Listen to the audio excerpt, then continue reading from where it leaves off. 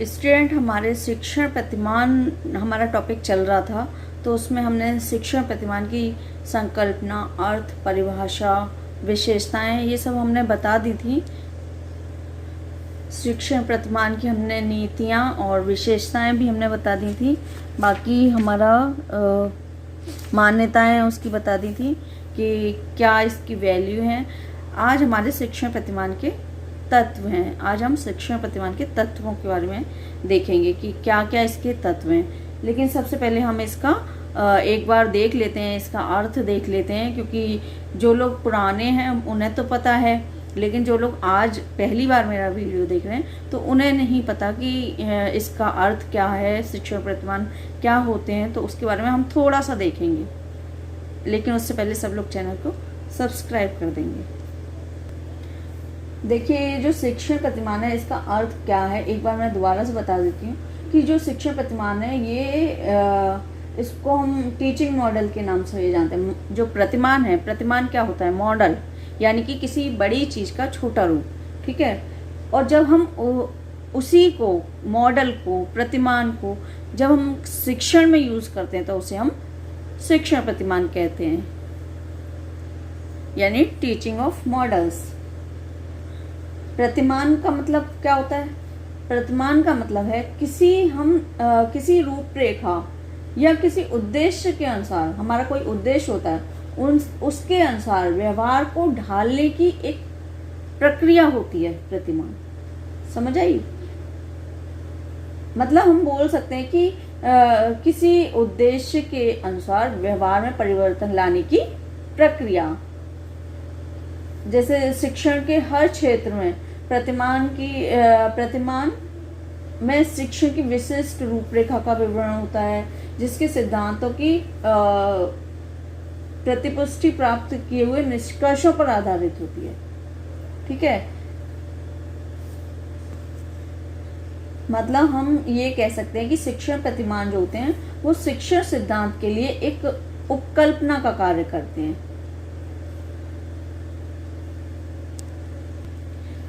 प्रतिमान का अर्थ किसी रूपरेखा या आदर्श के अनुरूप कार्य करने तथा व्यवहार को निश्चित करने की प्रक्रिया है प्रतिमान। मतलब जो मॉडल है या प्रतिमान है वो क्या है? शिक्षण के संबंध में विचार करने या सोचने की एक रीति है, जिसमें उसके निश्चित तथ्यों को संगठित करके, विभाजित करके और उसे तर्क संगत व्याख्या के रूप में प्रस्तुत किया जा सके। मतलब हम बोल सकते हैं कि शिक्षण प्रतिमान शिक्षण प्रक्रिया से जो पूर्व निर्धारित उद्देश्यों की प्राप्ति के लिए शिक्षण द्वारा संपादित विभिन्न क्रियाओं, विधियों और प्रविधियों से युक्त एक गतिशील एवं सुनियोजित बहुमुखी प्रक्रिया है। समझ आया आपके कि क्या है शिक्षण प्रतिमान? शिक्षण प्रतिमान शिक्षण प्रक्रिया से पूर्व निर्धारित उद्देश्य, जो हमारी शिक्षण प्रक्रिया है उससे पहले जो निर्धारित उद्देश्य हैं उनकी प्राप्ति के लिए शिक्षण के द्वारा संपादित जिसमें विभिन्न हम क्रियाओं को, विधियों को एवं प्रविधियों को शामिल करते हैं, एक गतिशील एवं सुनियोजित बहुमुखी प्रक्रिया है।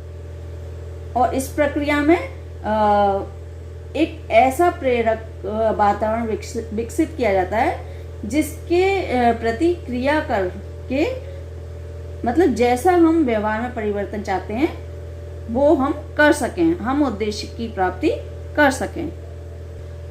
फिर शिक्षण प्रतिमान की क्रियाओं के बारे में देखते हैं कि उसकी क्रिया क्या है ना। तो उसकी क्रियाएं क्या होती हैं? शिक्षण प्रतिमान की क्रिया होती है जैसे सीखने की निष्पत्ति को व्यवहारिक रूप देना, है ना, और छात्र और शैक्षिक वातावरण में अंतः प्रक्रिया के विश्लेषण के लिए निर्धारित युक्तियों का विशिष्टीकरण करना, या ऐसे मानदंड व्यवहार का निर्धारण करना जिसमें विद्यार्थियों की निष्पत्ति को देखा जा सके। और शिक्षण प्रतिमान का जो क्रिया है या कार्य है, छात्रों के अपेक्षित व्यवहार परिवर्तन के अभाव में नीतियों और युक्तियों में सुधार करना, उन परिस्थितियों को विशेषीकरण करना जिसमें छात्रों की अनुक्रियाओं को देखा जा सके। उद्दीपन का इस प्रकार से चयन करना कि छात्र वांछित अनुक्रिया कर सके। तो इसकी क्रियाएं हैं किसकी? शिक्षण प्रतिमान की। मतलब हमारा मतलब ये है कि शिक्षण प्रतिमान का जो महत्वपूर्ण कार्य है वो क्या है कि शिक्षण को और ज़्यादा प्रभावशाली बनाना, रुचिकर बनाना, ये इसका मेन कार्य है। ठीक है, चलिए प्रतिमान का मतलब आप समझ ही गए होंगे। प्रतिमान का मतलब होता है मॉडल। मॉडल आप जानते ही हैं, किसी बड़ी चीज़ का छोटा रूप, वो कैसा भी हो सकता है। और इसके प्रकार भी मैं आपको बाद में बताऊंगी कितने प्रकार के होते हैं प्रतिमान और कहाँ कहाँ यूज़ किए जाते हैं। आप लोग जानते ही हैं कि हर चीज़ को लाके तो नहीं क्लास में रखा जा सकता, तो उस चीज़ को कैसे बताएंगे, तो उसके छोटे छोटे मॉडल बनाए जाते हैं, उसे हम प्रतिमान कहते हैं। वो शिक्षण में यूज होते हैं तो वो शिक्षण प्रतिमान कहलाते हैं। चलिए आगे देखते हैं। आज हम इसके शिक्षण प्रतिमान के तत्व देखेंगे। उसके बारे में भी मैंने आपको अपने लास्ट वीडियो में बताया था कि कौन कौन से तत्व होते हैं। तो इसके लक्ष्य है या उद्देश्य है, संरचना है, संरचना में शामिल विभिन्न पद और भी चीज़ें हैं, तो वो अभी हम देखेंगे। उद्देश्य क्या होता है? उद्देश्य में एक उद्देश्य होता है जिसे अपना उसका लक्ष्य बिंदु कहते हैं। ठीक है, इसी को ध्यान में रख कर ही प्रतिमान को विकसित किया जाता है। मतलब उद्देश्य जो इसका तत्व है, तो वो क्या होता है कि जो उद्देश्य है उसको ध्यान में रखकर ही हम किसी प्रतिमान का निर्माण करते हैं। उसके बाद संरचना होती है। तो संरचना में क्या होता है? संरचना में मतलब संरचना इस प्रकार की होनी चाहिए किसी शिक्षण प्रतिमान की, जिसके द्वारा आसानी से जो हमारा लक्ष्य है वो प्राप्त हो जाए, उद्देश्य हमें प्राप्त हो जाए उससे सरलता से। ठीक है, और संरचना का क्या मतलब है? जो उसकी शिक्षण प्रतिमान की रचना है नियमों से हो, मतलब रचना एवं नियमों से माना जाता है। शिक्षण प्रतिमान की जो संरचना है उसके अंदर क्या क्या चीजें आती हैं, उसके उद्देश्यों के आधार पर शिक्षण पक्षों तथा उनकी क्रियाओं, विधियों, युक्तियों और शिक्षक व छात्रों की अंततः क्रिया को क्रमबद्ध रूप प्रदान करना। ठीक है, इसके बारे में अभी हम और देखेंगे, फिर मैं और बता दूंगी आपको। फिर है सामाजिक प्रणाली, सामाजिक व्यवस्था। तो ये तो सबको पता ही है कि शिक्षण एक सामाजिक कार्य है ना। और जो भी शिक्षण प्रतिमान होते हैं वो सामाजिक प्रणाली क्या है, जितने भी शिक्षण प्रतिमान है उनका आधार है। ठीक है, उसी के आधार पर ही शिक्षण प्रतिमान का निर्माण होता है। चलिए हम ये देख लेते हैं, और जो बीच में समझाने वाली चीजें होंगी वो मैं समझा दूंगी। देखिए, शिक्षण प्रतिमान के जो तत्व हैं वो उद्देश्य होता है। जब कोई भी हम प्रतिमान का निर्माण करेंगे तो उसका एक उद्देश्य लेकर हम चलेंगे। सबसे पहले उसका उद्देश्य होता है कि किस उद्देश्य से हम उस प्रतिमान का निर्माण कर रहे हैं। उसके बाद संरचना होती है।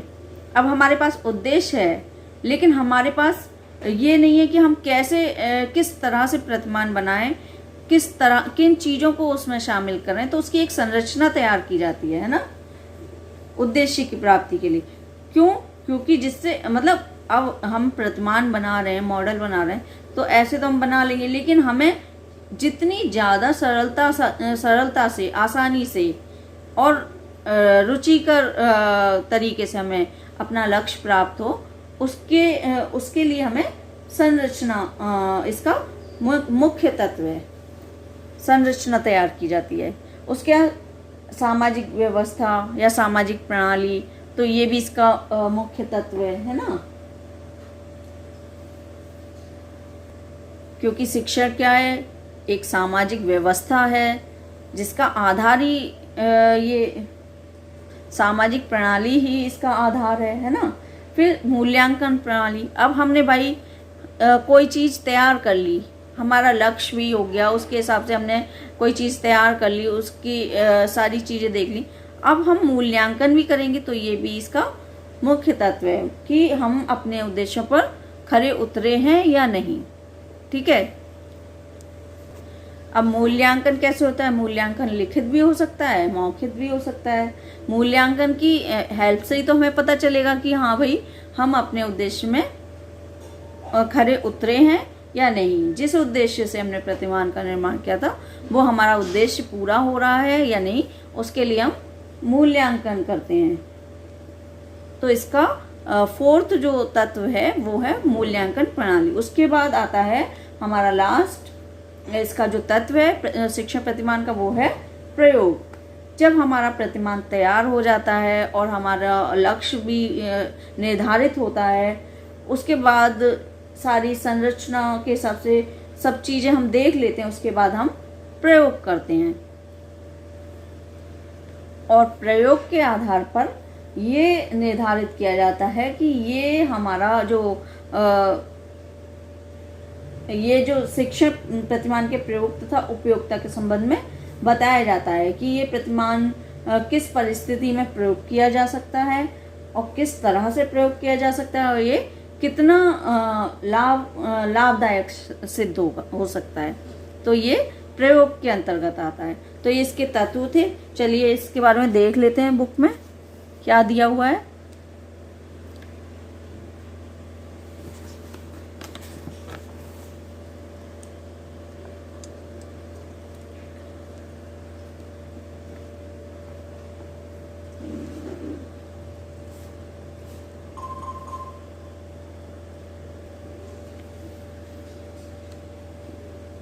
शिक्षण प्रतिमान के तत्व, एलिमेंट्स ऑफ टीचिंग मॉडल्स। प्रत्येक शिक्षण प्रतिमान के निम्नलिखित 4 आधारभूत तत्व होते हैं। ठीक है, इसमें दिए हुए हैं 4, क्योंकि इसमें एक नहीं दिया हुआ है जो कि प्रयोग है, लेकिन इसमें 4 दिए हुए हैं। 5th वाला लास्ट है और वो प्रयोग है। उसके बारे में मैंने आपको बता दिया है। चलिए देखते हैं। लक्ष्य या उद्देश्य। पहला है इसका, प्रत्येक शिक्षण प्रतिमान का एक निश्चित उद्देश्य अवश्य होता है जिसे उस प्रतिमान का केंद्र बिंदु कहा जाता है। देखिए, जितने भी शिक्षण प्रतिमान है उनका उद्देश्य जरूर होता है। ऐसा कोई प्रतिमान नहीं है कि जिसका उद्देश्य ना हो। ठीक है, किसी उद्देश्य को लेकर ही प्रतिमान का निर्माण किया जाता है, ये आप ध्यान रखिएगा। और उस प्रतिमान का केंद्र बिंदु, जिसे उस प्रतिमान का केंद्र बिंदु कहा जाता है। ठीक है, ये केंद्र बिंदु शिक्षण के उद्देश्यों तथा लक्ष्यों से प्रभावित होते हैं और उसी प्रकार की क्षमताओं तथा योग्यताओं के विकास के लिए प्रयत्नशील रहते हैं। ये मैंने आपको समझा दिया था और नहीं समझ आया हो तो दोबारा से पूछ लीजिएगा। चलिए आगे देखते हैं। संरचना। संरचना से अभिप्राय शिक्षण प्रतिमानों के उन बिंदुओं से है जो शिक्षण की विभिन्न अवस्थाओं में निर्धारित लक्ष्यों या उद्देश्यों के अनुसार केंद्रित क्रियाएं उत्पन्न करते हैं। दूसरे शब्दों में शिक्षण प्रतिमान की संरचना से यह पता चलता है कि शिक्षण की क्रियाओं, नीतियों, युक्तियों तथा अंतःक्रियाओं को किस प्रकार से क्रमबद्ध किया जाना चाहिए ताकि वांछित उद्देश्यों को प्राप्त किया जा सके। यह विषय वस्तु के प्रस्तुतिकरण से संबंधित होते हैं। देखिए, संरचना के बारे में मैंने बताया था कि किस तरह से हमें प्रतिमान की संरचना तैयार करनी चाहिए, कौन सी नीतियों, विधियों, युक्तियों का उसमें प्रयोग किया जाना चाहिए, किस तरह से किया जाना चाहिए जिससे कि हम अपने वांछित उद्देश्य को सरलता से प्राप्त कर सकें। ठीक है, ये दी हुई है डेफिनेशन। संरचना में प्रतिमान के विभिन्न पद भिन्न भिन्न क्रियाओं के विभिन्न पक्षों या चरणों में परस्पर संबंध स्थापित करते हैं। अरे यार, देखिए, मैंने आपको ये बताया था कि ये क्वेश्चन में आ जाता है कि शिक्षण प्रतिमान के तत्व कौन कौन से हैं। तो शिक्षण प्रतिमान के तत्व 5 हैं, इसमें 4 दिए हुए हैं। लक्ष्य या उद्देश्य, संरचना, सामाजिक प्रणाली, मूल्यांकन प्रणाली और प्रयोग। तो ये आप लोग ध्यान रखिएगा। चलिए इसे देख लेते हैं। सामाजिक प्रणाली। प्रत्येक प्रतिमान की अपनी एक सामाजिक प्रणाली होती है जो हमें बताती है कि छात्र और शिक्षकों के मध्य क्रिया या अंतःक्रिया का आयोजन किस प्रकार से किया जाना चाहिए, जिससे कि छात्रों के व्यवहार पर नियंत्रण रहे, साथ ही उनमें वांछित परिवर्तन भी लाया जा सके। मतलब ये जो सामाजिक प्रणाली है क्या है, जब छात्र क्लास में जाता है तो वो क्या है, एक सामाजिक प्राणी होता है ना।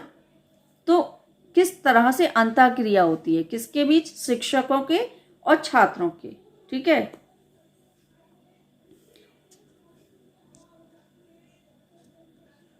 तो जो ये तत्व है सामाजिक प्रणाली, शिक्षण प्रतिमान का ये जो थर्ड वाला जो तत्व है, तो इसके अंतर्गत क्या किया जाता है कि इस तरह से इसे शिक्षण प्रतिमान को तैयार किया जाता है कि जिससे किस तरह से वो उद्देश्य की प्राप्ति कर सकें और उनके व्यवहार पर नियंत्रण रहे, ठीक है। चलिए देखते हैं, साथ ही उनमें वांछित परिवर्तन भी लाया जा सके। जो उद्देश्य है उसका प्रतिमान का, तो किस उद्देश्य से बनाया गया है ना। तो वांछित परिवर्तन यानी कि जिस उद्देश्य की प्राप्ति के लिए बनाया गया है, तो उस उद्देश्य को उन्होंने प्राप्त किया है या नहीं किया है, ठीक है। सामाजिक प्रणाली हमें अभिप्रेरणा देने वाली प्रविधियों के बारे में बताती है। प्रत्येक प्रतिमान यह मानकर चलता है कि प्रत्येक कक्षा एक समाज है और उस समाज के नियंत्रण तथा सुधार करने के लिए कोई ना कोई एक निश्चित प्रकार की सामाजिक प्रणाली अवश्य होनी चाहिए, जिससे कि शिक्षण व्यवस्था सुचारू रूप से चलती रहे। अब समाज है, समाज में सब जो लोग मिलते हैं वो आपस में किस तरह से अंतःक्रिया करते हैं, ठीक है। तो यही चीज क्लास के अंदर होती है। क्लास को भी एक छोटा रूप दिया गया है किसका, समाज का, और वहां भी सब एक दूसरे से अंतःक्रिया करते हैं। तो वही चीज यहाँ पर समझाई गई है। इसीलिए जो प्रतिमान है, शिक्षण प्रतिमान, उसका जो आधार है वो सामाजिक प्रणाली को ही माना गया है, ठीक है। चलिए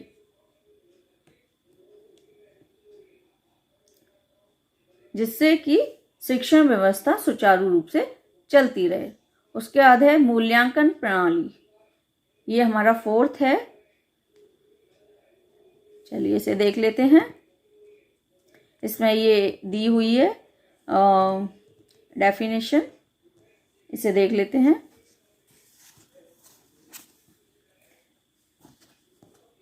एक मिनट।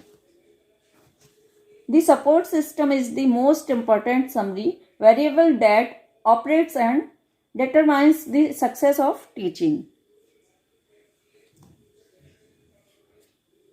चलिए आगे देखते हैं। इसमें क्या होता है, अब देखिए ये चौथा तत्व है शिक्षण प्रतिमान का। क्या, कौन सा है, मूल्यांकन प्रणाली। जब हमारा उद्देश्य निर्धारित हो गया, हमारा प्रतिमान तैयार हो गया, सामाजिक प्रणाली उसका आधार है, उसके बाद मूल्यांकन प्रणाली। अब हम जो चीज़ हमने तैयार करी तो उसे हम देखेंगे कि नहीं देखेंगे कि हाँ भाई ये सही से कार्य कर रहा है या नहीं, जिस उद्देश्य से हमने वो उसका निर्माण किया है तो वो उस उद्देश्य को पूरा कर रहा है या नहीं, और कर रहा है तो कितने आसान तरीके से कर रहा है या बहुत उसमें कठिनाई आ रही है। तो ये सब क्या होता है, मूल्यांकन प्रणाली के अंतर्गत आता है। तो चलिए इसे देखते हैं। मूल्यांकन प्रणाली शिक्षण प्रतिमान का चौथा महत्वपूर्ण तत्व है। इसके द्वारा हमें यह मालूम होता है कि शिक्षण के उद्देश्य हमने किस सीमा तक प्राप्त किए हैं और छात्रों के व्यवहारों में परिवर्तन कहाँ तक लाया जा सका है। इस प्रकार से यह प्रणाली शिक्षण की सफलता या असफलता की कथा कहती है। मतलब जिस उद्देश्य से हमने वो निर्माण किया उसका, और वो पूरा हो रहा है, यानी कि पूरा कैसे होगा, जब छात्रों के व्यवहार में परिवर्तन आएगा। परिवर्तन का क्या मतलब है भाई, छात्रों ने वो चीज सीखी या नहीं सीखी, ठीक है। अब कोई भी मॉडल हमने बनाया, उसके बारे में हमने बताया तो छात्रों को वो पता चला या नहीं, वो उसे समझ पाए या नहीं, तो ये उसका उद्देश्य है। ठीक है, चलिए दूसरे शब्दों में शिक्षण की उपयोगिता की जांच कर उनमें सुधार और परिवर्तन लाने की प्रक्रिया है। प्रक्रिया ही मूल्यांकन प्रणाली कहलाती है। विभिन्न प्रकार के प्रतिमान विभिन्न प्रकार की मूल्यांकन प्रणाली के बारे में अपने लक्ष्य के अनुसार दिशा निर्देश प्रदान करते हैं। तो इसकी मूल्यांकन प्रणाली है। ठीक है, आपकी समझ में आ गया होगा। उसके बाद है लास्ट हमारा है 5th, जो कि प्रयोग है। प्रयोग के बारे में मैं पहले भी बता चुकी हूँ। तो ये हमारे शिक्षण प्रतिमान के तत्व थी। याद रखिएगा कि 5 तत्व हैं और कोई भी उसमें से आ सकता है ना। तो उसमें आप शॉर्ट क्वेश्चन आ जाता है कि शिक्षण प्रतिमान के कौन से तत्व हैं, तो आपको ऑप्शन में इतने मिलते जुलते से ऑप्शन दिए जाएंगे कि आप कंफ्यूज हो जाएंगे। इसीलिए आपको बिल्कुल ऐसे याद करना है कि बिल्कुल सटीक आपका आंसर बैठे। बहुत से बच्चे क्या करते हैं, याद नहीं करते, कॉमन सेंस लगाते हैं और उससे टिक लगा देते हैं। देखिए वहाँ कॉमन सेंस काम नहीं करता है। सारे आंसर आपको ऐसे लगेंगे कि सारे ही सही हैं, और आपको पता है एक एक नंबर की कितनी वैल्यू होती है इन एग्ज़ाम्स में। तो उसके लिए आपको अपना पूरे अच्छे से एक एक पॉइंट याद करना है। ठीक है, तो आप लोग अच्छे से करिए। कोई दिक्कत हो तो पूछ लीजिएगा। यहाँ तक समझ आ गया होगा, नहीं आया हो तो पूछ लीजिएगा। और कोई अलग से किसी को टॉपिक के बारे में जानना हो तो वो भी आप लोग कमेंट कर सकते हैं, उस पर भी मैं एक्सप्लेन कर दूंगी। बाकी अब देखते हैं आगे हमारा नेक्स्ट टॉपिक क्या होगा। ये हमारे शिक्षण प्रतिमान के तत्व यहाँ तक हो चुके हैं। जो लोग नए हैं चैनल को सब्सक्राइब कर दीजिए, लाइक शेयर कमेंट करते रहिए। Thanks for watching.